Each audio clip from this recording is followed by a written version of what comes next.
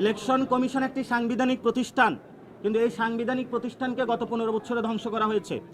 কিন্তু সাংবিধানিক প্রতিষ্ঠানে যারা ব্যক্তিবর্গ রয়েছে তাদের যেমন পুনর্গঠন করতে হবে, নিয়ম নীতিরও পরিবর্তন করতে হবে, কিন্তু that doesn't mean the election commission Bangladesh থেকে উদা হয়ে গিয়েছে। এই কমিশনকে আমরা পুনর্গঠন করতে চাই, শক্তিশালী করতে চাই, জনগণের ভোটাধিকার প্রয়োগ আমরা বুঝিয়ে দিতে চাই।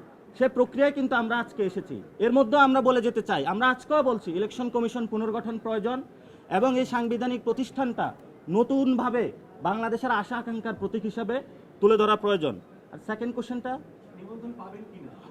নিবন্ধনের যেসব ক্রাইটেরিয়া ইলেকশন কমিশন থেকে দিয়েছে, দিনরাত পরিশ্রম করে আমরা সব কিছুই জমা দিয়েছি এবং জনগণের সামনে আমরা উত্থাপন করেছি। পাড়ায় মহল্লায় আমরা ঘুরেছি, পথসভা করেছি, জনগণের কাছে গিয়েছি।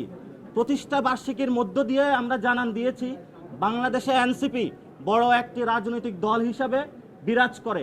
এখন জাস্ট দরখাস্ত দেওয়ার পালা, আমরা সেই প্রক্রিয়াটাও সম্পূর্ণ করেছি।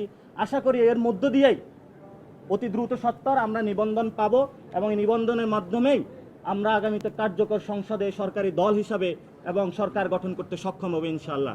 দেশবাসীর কাছে দোয়া রইল। পুনর্গঠন বাংলাদেশে অনেক প্রতিষ্ঠানের সংস্কারের কার্যক্রম শুরু হয়েছে। পুরো বাংলাদেশের মানুষ চায় পুনর্গঠন।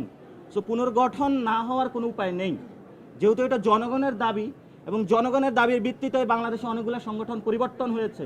বাংলাদেশে নতুন একটি ব্যবস্থা এসেছে। আমরা মনে করি জনগণের দাবির প্রেক্ষিতে ইসিও পুনর্গঠন হবে। ধন্যবাদ। ইসি পুনর্গঠন হবে, আমরা বিকল্প বি অপশনে যাচ্ছি না। ধন্যবাদ সকলকে।